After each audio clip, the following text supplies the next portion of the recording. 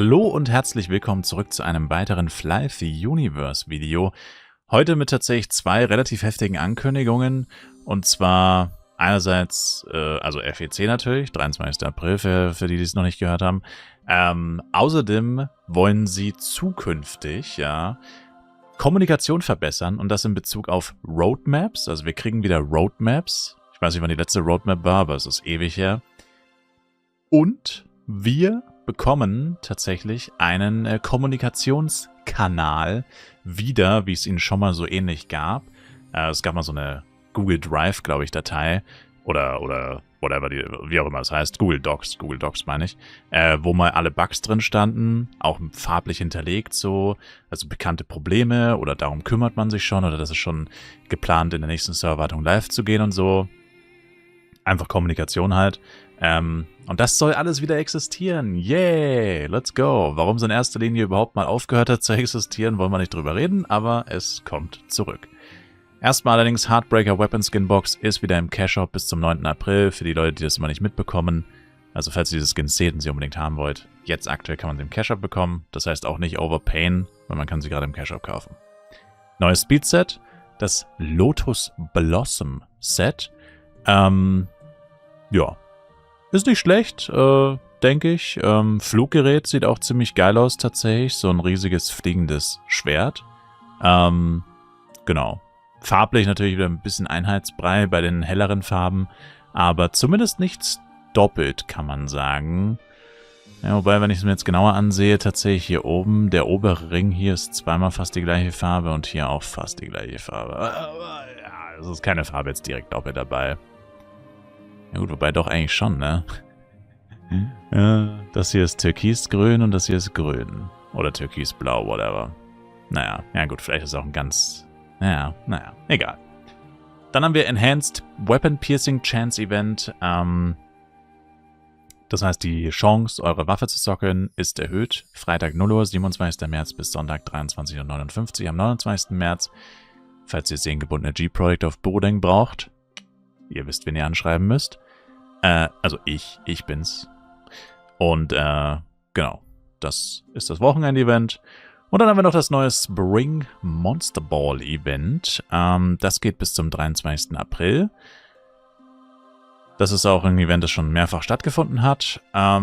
Während des Events bekommt man bis zu 3 Monsterbälle pro Tag, in denen man tägliche Quests abschließt. Die erste ist tatsächlich 30 Minuten Online-Zeit. Die zweite ist 3 Items gather'n, also sammeln. Das kann entweder Lifestyle sein oder Berries. Ja. Ich persönlich würde euch Berries empfehlen. Erstens kann man Berries auch sehr gut verkaufen oder einfach selber benutzen. Also Pet Candy ist ja etwas, was eigentlich jeder braucht. Spart man sich auf jeden Fall ein bisschen Kohle, wenn man seine Pet Candies einfach selber herstellt. Und ist auch in Flaris zum Beispiel direkt neben der Stadt, also wirklich relativ easy. Und es kostet auch nur ein einziges Mal Geld, indem man sich den Harvesting Glove beim Pet Tamer kauft. Die anderen Sachen kosten tatsächlich mehr Geld, beziehungsweise immer wieder Geld, weil das Werkzeug, das man dafür braucht, hat eine Haltbarkeit, die nicht unendlich ist. Und das dritte wäre dann Defeat 30, also besiege 30 Monster innerhalb einer 10 Level Range von einem Character Level. Also minus 10 heißt, Monster über dir passt grundsätzlich immer, wenn Monster unter dir maximal 10 Level. Genau.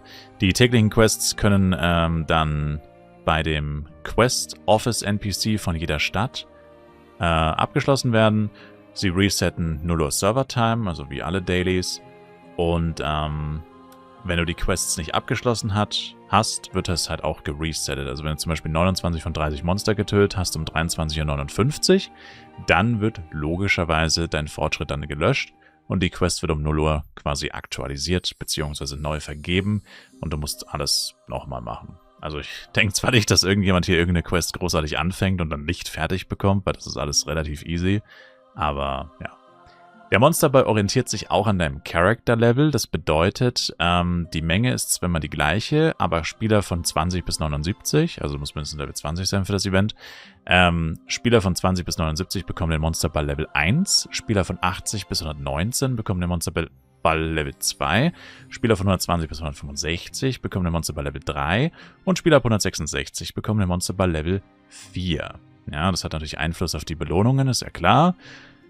Dann, was macht man mit diesen Monsterbällen? Also man kann diese Monsterbälle benutzen, um ein Monster irgendwo zu spawnen, allerdings nicht in den Städten. Also es darf nicht in einer Safe Zone sein.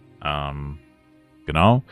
Dann musst du das Monster tatsächlich auch besiegen, um tatsächlich die Belohnung zu bekommen. Also das Monster droppt dann eine Monsterbox und diese Monsterbox brauchst du für die Belohnungen. Das heißt, wenn du selber zu schwach bist, um das Monster zu töten, oder wenn hier in der Monsterliste Monster drinstehen, die du selber wahrscheinlich nicht besiegen kannst, dann solltest du warten, bis du die Monsterbälle benutzt, bis du dir sicher bist, dass du die Monster, die du wirklich spawnen können, auch besiegen kannst. Wenn du das nicht kannst, kriegst du auch nichts. Also sollte man die Belohnungen oder die Monsterbälle eventuell aufheben bis zum Ende vom Event, damit man, ja, auch sicher die Giants, die da teilweise auch spawnen können, schaffen kann.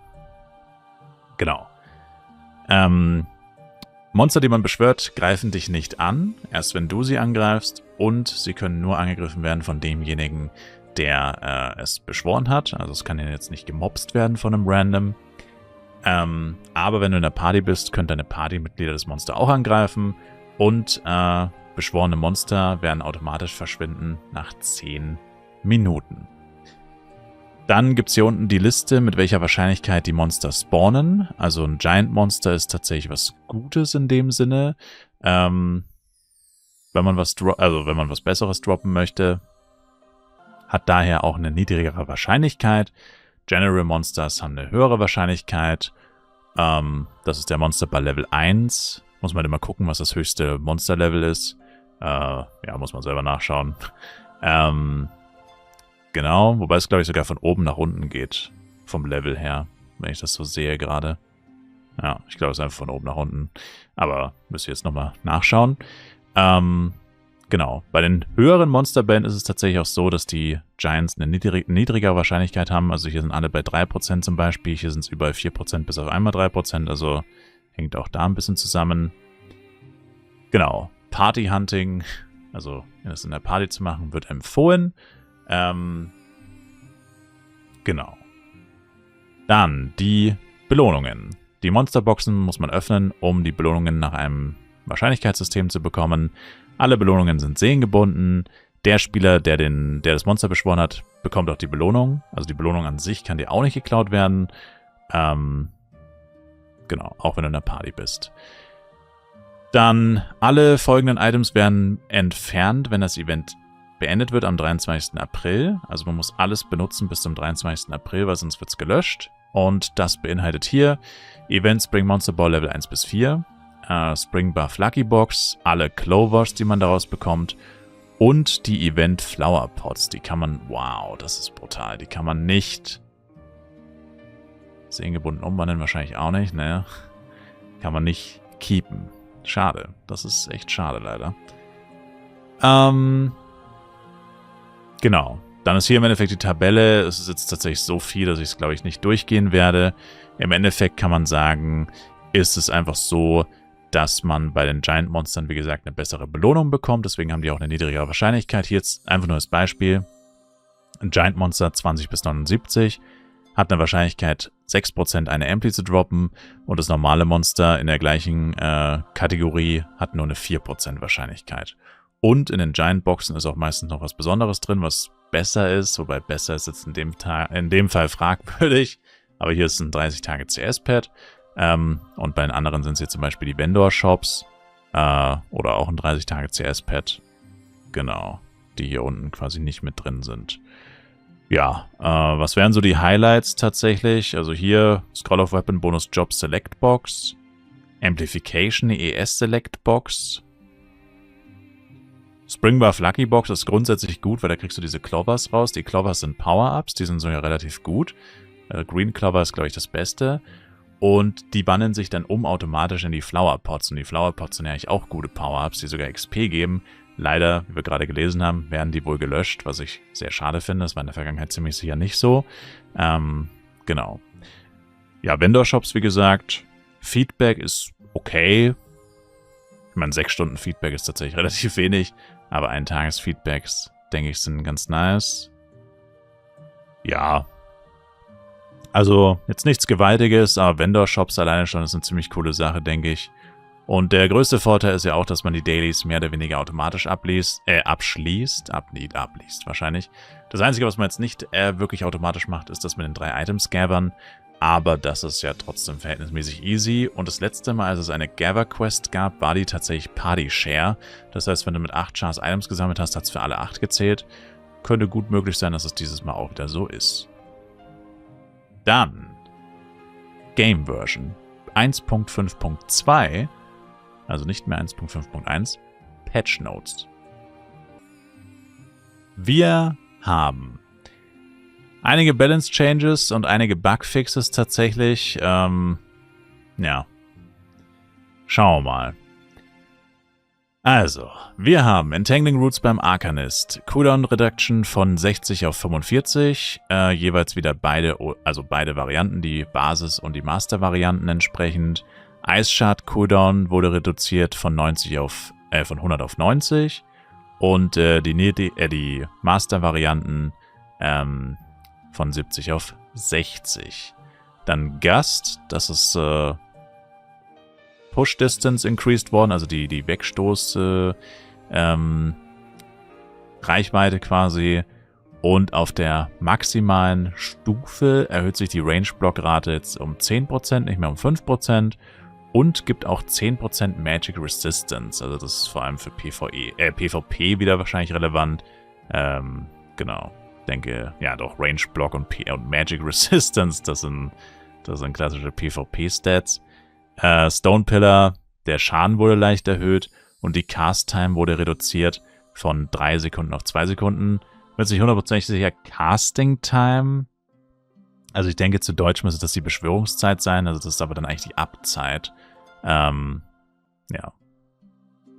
Okay, nevermind, das hat tatsächlich eine 3 Sekunden Cast-Time gehabt. Okay, es kam mir jetzt einfach nur extrem lange vor, tatsächlich. Kann man natürlich reduzieren mit Cooldown, mit Magiebeschleunigung.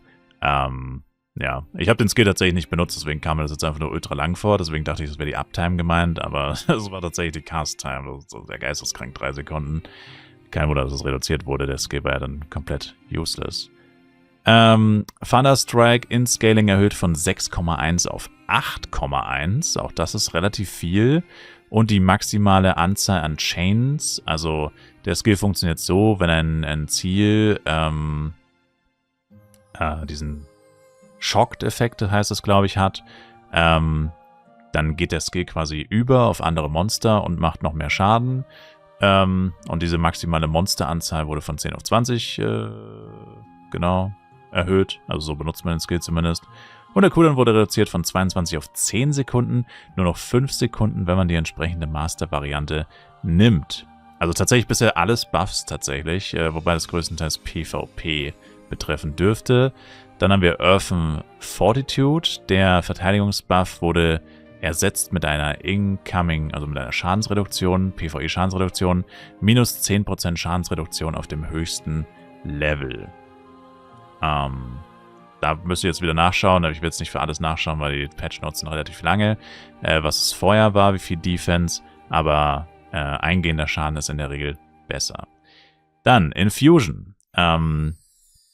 Die Intelligenz-Variante wurde endlich angepasst. Halleluja. Jetzt gibt es pro Level Verbesserungen. Und zwar die Länge, die ATK-Penalty, die man bekommt. Also man verliert ATK, wenn man den Skill nutzt, wird verringert. Die MP-Kosten werden verringert. Und die Cast-Time? Okay, das muss man gleich nochmal anschauen. Und die Boni sind absichtlich niedriger, um die anderen Master-Varianten nicht schlechter dastehen zu lassen, quasi. Okay. Okay, also ich verstehe alles. Es ist so, ich habe jetzt hier das Intelligent Scaling, die Mastery bei diesem Elementor hier ausgewählt.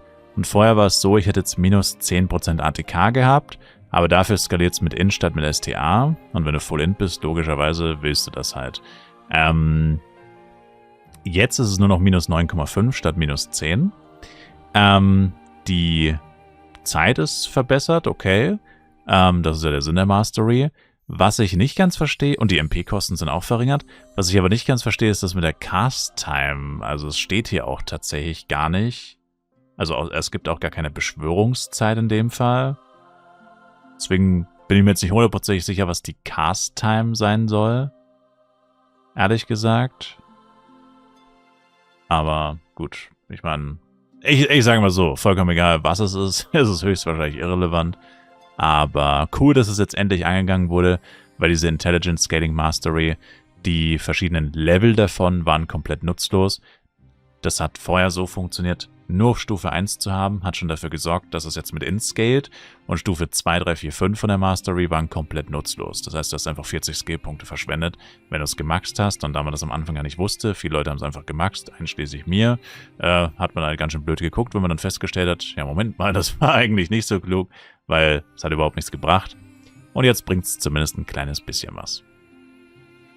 Dann Harlequin, Toxic Assault, Damage wurde um ungefähr 20% verringert. Wenn mich nicht alles täuscht, wurde der Skill schon mal um 30% verringert. Das heißt jetzt mittlerweile schon, ich meine, erst 30 und dann 20 ist nicht 50, je nachdem wie man es berechnet, wie die es berechnet haben.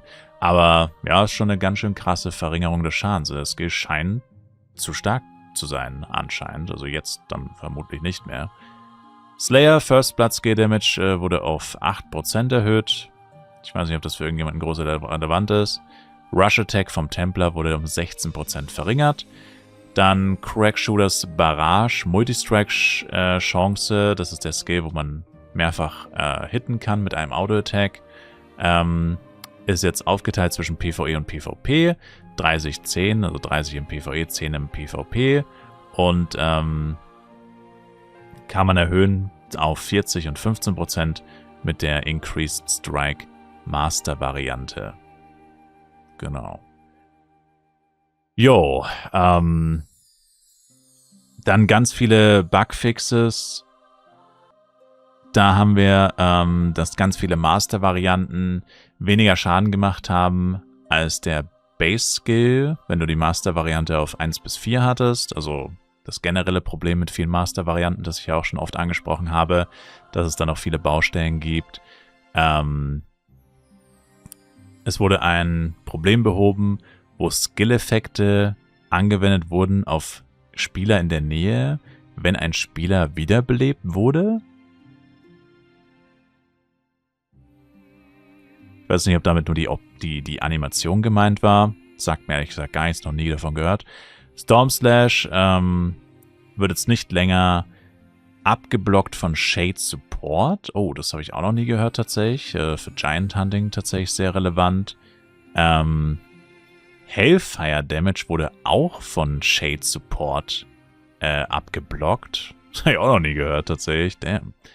Ein Problem wurde behoben, wo Strangle Thorns Schaden und Knockback dem Anwender zugefügt wurden. What? Ein Problem wurde behoben, wo Everstorms visueller Effekt geendet hat, bevor die Skilldauer zu Ende war. Das ist echt cool. Da ist nämlich die Wolke verschwunden und der Skill hat dann einfach noch, ich glaube, 10 Sekunden lang Schaden gemacht, aber die Wolke war weg und du wusstest dann nicht mehr ganz genau, wo ist der Skill eigentlich. Was ich mir vorstellen kann, vor allem im PvP, auch ziemlich nervig. Auch ziemlich unfair, ehrlich gesagt. Wenn du gar nicht siehst, was dich tötet sozusagen. Aber auch im PvE ziemlich nervig, wenn du halt irgendwann nicht mehr weißt, wo genau jetzt die Wolke ist. Ein Problem wurde behoben, wo Damage over Time, also Schaden über Zeit, Ticks nicht gleichmäßig waren. Ein Problem wurde behoben, wo das Fischen immer gefailt ist. Damn, das ist ein Bug-Report vom November, glaube ich, kurz nach dem Update.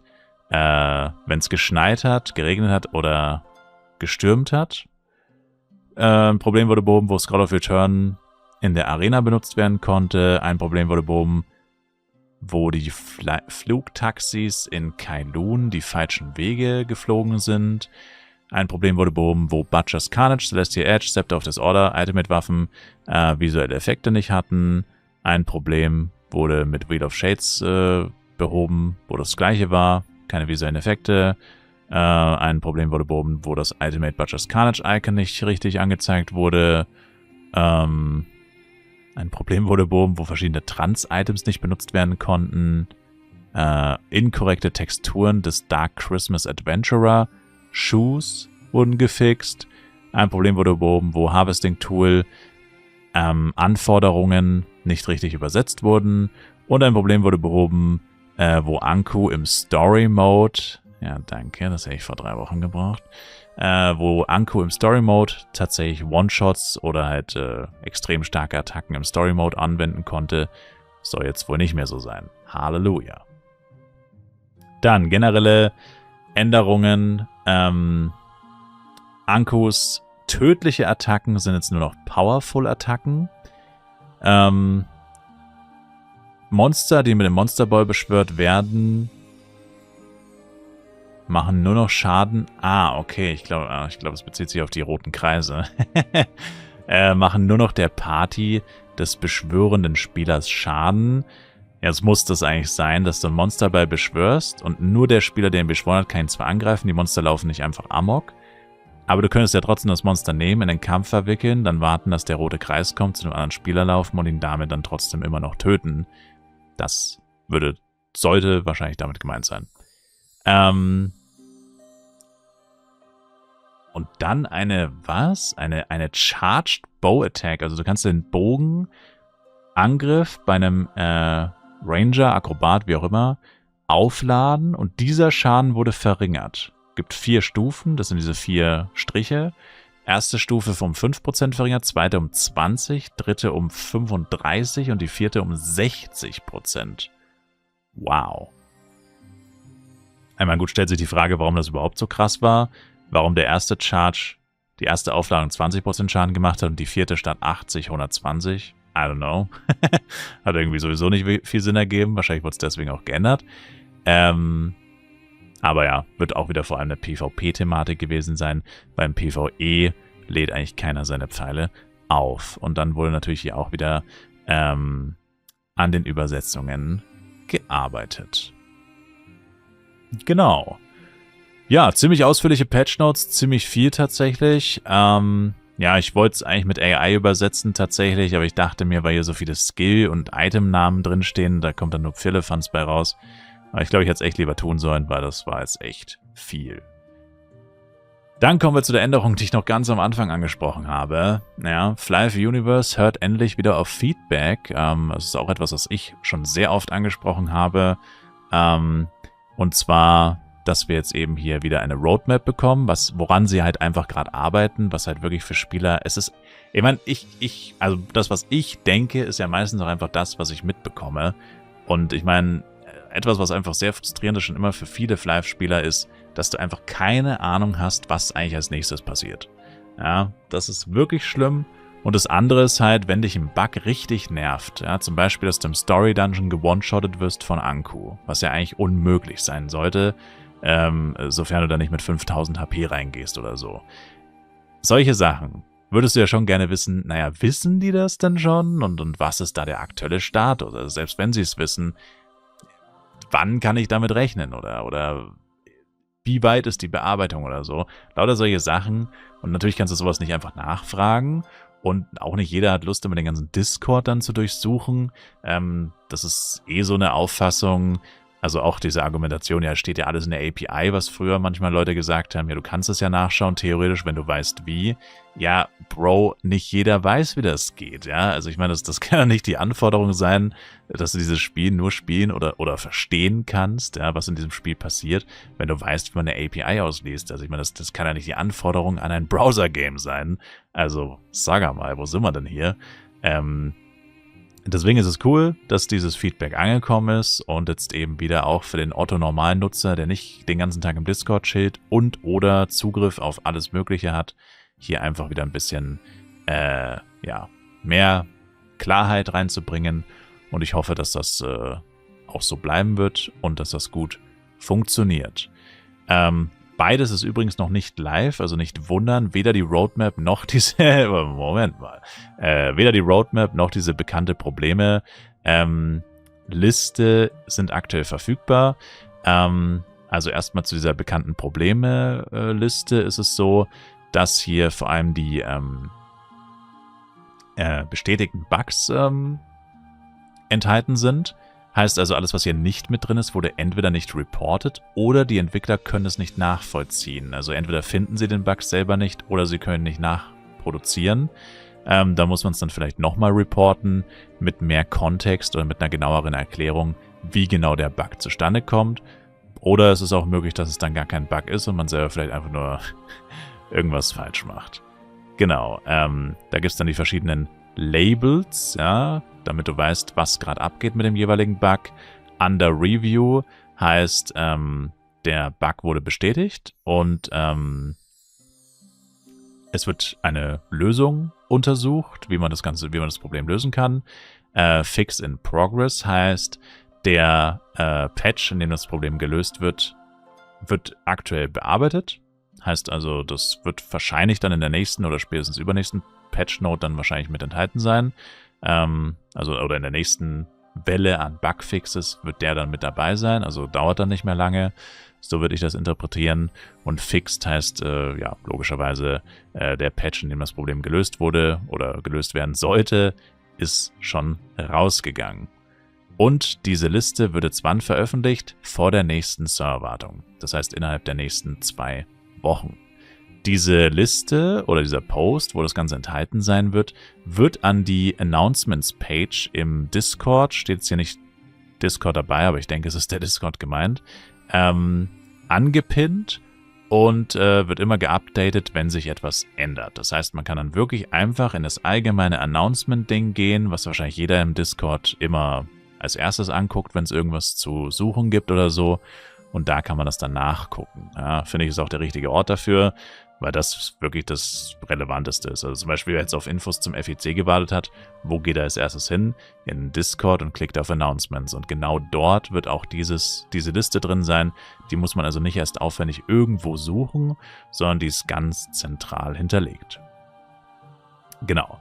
Und wenn ein vergangenes Problem wieder auftreten sollte, wird es in der Liste auch wieder aufgenommen und dann beginnt der Prozess halt von neu. Also wenn es irgendeinen Bug gibt, der einfach wieder passiert oder wieder hinzukommt nach einem Patch, dann wird er halt einfach wieder diesen Prozess durchgehen, nachdem er bestätigt wurde. Und die Development Roadmap, das ist eben so, dass die zu Long-Term, also die mittel- bis langfristige Strategie der Entwicklungen und größeren Updates, die geplant sind, soll jetzt wieder proaktiv durch die offiziellen Kanäle mitgeteilt werden. Und die erste Roadmap ist gerade in Arbeit und wird mit uns geteilt, sobald sie fertig ist. Ja, also auch das ist jetzt aktuell noch nicht verfügbar, aber wird bald kommen. Ich hoffe noch vor dem FEC, wäre es zumindest sinnvoll, weil dann weiß man vielleicht auch noch genauer, will man den FEC spielen oder ja, ist ja auch nicht irrelevant, wenn man schon weiß, wann oder was das nächste Update sein wird. Genau. Änderungen können aber jederzeit eintreten und das ist immer nur der Status zum aktuellen Zeitpunkt, wo das Ganze veröffentlicht wird. Das heißt, wenn eine Roadmap veröffentlicht wird und sich in der Zeit danach etwas ändert, wird das nicht geupdatet. Ja? Das wird man dann warten müssen bis zur nächsten Roadmap. Genau, hier wird auch nochmal betont, dass sie es probieren, die Kommunikation mit der Community zu verbessern. Und dann gibt es noch einen Code tatsächlich, den man einlösen kann. Der Code heißt Get Ready for FWC, wenn man ihn so liest. Also Get READ, whatever, ihr seht den Code, ja, ist eigentlich relativ easy, kann man wahrscheinlich auch einfach abtippen. Oder ihr geht auf die Webseite. Und was bekommt man hier? Ein Lifestyle Bag Select Box, 2x Extra Bag 7 Tage, 2x Resurrection, 2x Velocity, 3x Death Upcut Stone und 3x Power Scroll. Der Code ist gültig bis zum 22. April, also bis einen Tag vor FEC-Start. Und wie löst man den Code ein? In-Game unter Menü, Event, Coupon. Genau. Und dann wird es dir per Post zugeschickt und da musst du es halt natürlich noch abholen. Der Code ist nur einmal einlösbar pro Account und der Code soll uns einfach für unseren Support Danke sagen auf den normalen Servern und ja, so ein kleines Goodie, bevor dann der FEC startet. Ja, also ich muss sagen, als ich das heute so gesehen habe, also erstmal war ich sehr überrascht, weil es so viele Infos waren, zusätzlich zum FEC, ja, deswegen hier auch 2 Videos, weil es echt umfangreich heute war. Sehr, sehr viele Informationen. Und ich muss auch sagen, ich bin doch relativ positiv überrascht, muss ich sagen, weil erstens sind die Patch Notes ziemlich gut. Also ich denke, die Patch Notes haben jetzt nochmal einiges enthalten, was den Leuten definitiv Bauchschmerzen gemacht hat. Vor allem, wenn man sich denkt, ja, hey, jetzt kommt FEC und alter Story Mode, Anko one-shottet mich noch und Infusion ist immer noch useless mit In-Scaling und so weiter und so fort. Und sehr viele Mastery, also sehr viele Masteries, die einfach auch wirklich dein Skill verschlechtert haben, etc. Lauter solche Sachen. Also halt wirklich auch verständliche Sachen, denke ich, wo man jetzt nicht großartig sagen kann, ja, du bist doch nur ein Hater oder so, sondern ganz im Gegenteil, es ist einfach, ja, sehr anstrengend so zu spielen. Und da wurden jetzt, denke ich, schon einige Punkte getackelt. Ja, es wird sicherlich nicht alles sein, 1000%ig nicht. Das schlimmste Problem für mich momentan ist auch sowieso dieser krasse Port-Bug, den man hat. Ich werde teilweise 8-mal zurückgeportet, wenn es gerade richtig schlimm ist. Also wenn ich von der AOE wegkommen will, ist manchmal einfach unmöglich. Solche Sachen, die bleiben leider erstmal noch. Ob die jemals gefixt werden, ist sowieso fraglich. Aber es waren zumindest jetzt schon mal einige Sachen dabei, die auf jeden Fall auch extrem nervig waren. Also Anko Story Mode war jetzt etwas, was mich auf jeden Fall extrem genervt hat vor ein paar Wochen. Und Infusion, wie gesagt, auch. Also alles in allem schon ein guter Patch auf jeden Fall, gute Änderungen. Und ja, kann man sich jetzt nicht so sehr beschweren. Und das mit der Kommunikation war natürlich die wesentlich größere Überraschung, dass sie das jetzt tatsächlich so angenommen haben. Ja, ich meine, wir sind jetzt im 4. Jahr von Flive Universe, also besser später als nie, kann man da nur sagen. Und ich denke, das ist auch erstmal auf jeden Fall eine positive Entwicklung. Ja, ob das dann wirklich auch so durchgesetzt wird, ob die das wirklich so machen, wie sie es gesagt haben, muss man mal abwarten. Aber ich denke, das ist schon auch etwas, worauf man sich auf jeden Fall freuen kann und was ich grundsätzlich auch sehr begrüße. Also Hut ab, das war heute mal wirklich ein sehr interessanter Tag mit vielen interessanten und guten Infos. Und ja, schreibt mir gerne eure Meinung dazu in die Kommentare. Wie immer können wir auch gerne im Livestream darüber diskutieren.